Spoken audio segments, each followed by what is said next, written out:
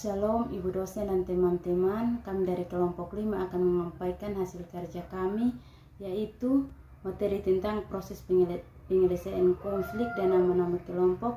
Saya sebagai ketua kelompok atas nama Siven Siabani. Dan saya Agnes Nahak. Dan saya Mirtandolo. Cara penyelesaian konflik. Diperlukan langkah-langkah strategi dalam menyelesaikan konflik sehingga konflik tersebut dapat dikendalikan dan apabila diperlukan dapat diarahkan bagi peningkatan kualitas dan capaian dalam organisasi atau siapapun lingkungan sosial masing-masing. Adapun proses penyelesaian konflik dapat dilakukan melalui beberapa pendekatan, yakni sebagai berikut. Yang pertama, negosiasi. Negosiasi adalah sesuatu yang dilakukan setiap saat dan terjadi hampir di setiap aspek kehidupan kita. Selain itu, secara sederhana dapat dipahami bahwa negosiasi merupakan langkah atau cara yang paling efektif untuk mengatasi dan menyelesaikan konflik atau perbedaan kepentingan. Negosiasi dilakukan mulai dari rumah, sekolah, kantor, dan semua aspek kehidupan kita. Oleh karena itu, penting bagi kita dalam rangka mengembangkan dan mengelola diri atau manajemen diri untuk dapat memahami dasar-dasar, prinsip, dan teknik berorganisasi sehingga kita dapat melakukan negosiasi serta membangun relasi yang jauh lebih efektif dan lebih baik dengan siapa saja. Yang berikut adalah langkah-langkah bernegosiasi. Yang pertama yaitu persiapan.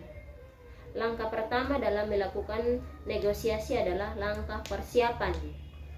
Persiapan yang lebih baik merupakan fondasi yang kokoh bagi negosiasi yang akan kita lakukan.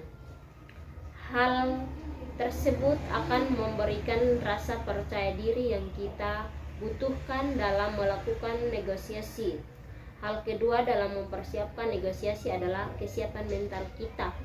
Usahakan kita dalam kondisi rileks dan tidak tegang. Cara yang paling mudah adalah dengan melakukan relaksasi.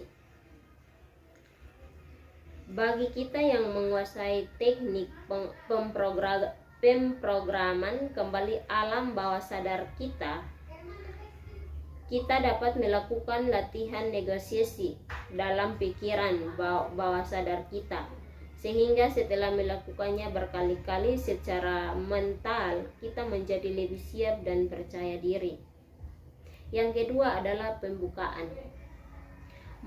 Mengawali sebuah negosiasi tidaklah semudah yang kita bayangkan. Kita harus mampu menciptakan atmosfer atau suasana yang tepat sebelum proses negosiasi dimulai. Untuk mengawali sebuah negosiasi dengan baik dan benar, kita perlu memiliki rasa percaya diri, ketenangan, dan kejelasan dan tujuan kita melakukan negosiasi. Adapun litigasi pada dasarnya merupakan pola dan mekanisme penyelesaian konflik dalam perspektif ekonomi.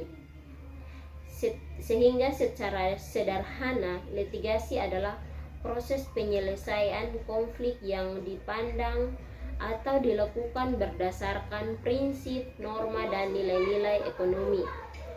Pengertian sengketa bisnis menurut Maxwell J. Fulton, dalam bahasa Indonesia, sengketa adalah pertentangan atau konflik. Konflik berarti adanya oposisi atau pertentangan antara kelompok atau organisasi terhadap satu aspek permasalahan. Yang berikut adalah aspek litigasi. Yang pertama, dari sudut pandang pembuat keputusan, adjukatif merupakan proses mekanisme penyelesaian yang ditandai dengan kewenangan pengambilan keputusan yang dilakukan oleh pihak ketiga dalam sengketa antara para pihak. Yang kedua, dari sudut pandang prosesnya terbagi menjadi dua, yaitu litigasi dan non-litigasi. Litigasi merupakan mekanisme penyelesaian sengketa melalui alur pengadilan dengan menggunakan pendekatan hukum. Lembaga penyelesaiannya yaitu yang pertama pengadilan umum dan yang kedua adalah pengadilan niaga. Yang berikut mediasi. Secara teoritis ada beberapa definisi mengenai mediasi, tetapi secara umum mediasi sebenarnya merupakan bentuk dari proses alternatif dispute resolution atau alternatif penyelesaian sengketa. Penyebutan alternatif penyelesaian sengketa ini dikarenakan mediasi merupakan suatu alternatif penyelesaian sengketa di samping pengadilan yang bersifat tidak memutus, cepat, murah, dan memberikan akses kepada para pihak yang bersengketa memperoleh keadilan atau penyelesaian yang memuaskan. Dalam proses mediasi ini juga dibantu oleh pihak ketiga yang netral atau mediator yang dipilih oleh para pihak. Yang berikut arbitrase. Arbitrase berasal dari arbitrae atau bahasa Latin yang berarti kekuasaan untuk menyelesaikan sesuatu menurut kebijaksanaan. Arbitrase sengketa oleh seorang para hakim yang berdasarkan tujuan bahwa mereka akan tunduk dan menaati keputusan yang diberikan oleh hakim atau para hakim yang mereka pilih tersebut. Alasan pelaku bisnis usaha menggunakan lembaga arbitrase yaitu yang pertama, adanya kebiasaan, kepercayaan, dan keamanan. Yang kedua, wasit atau arbitrase memiliki keahlian.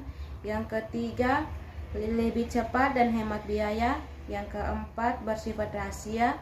Yang kelima, bersifat non-presiden. Dan yang terakhir, bersifat presiden, yaitu putusan yang sama untuk perkara yang sama.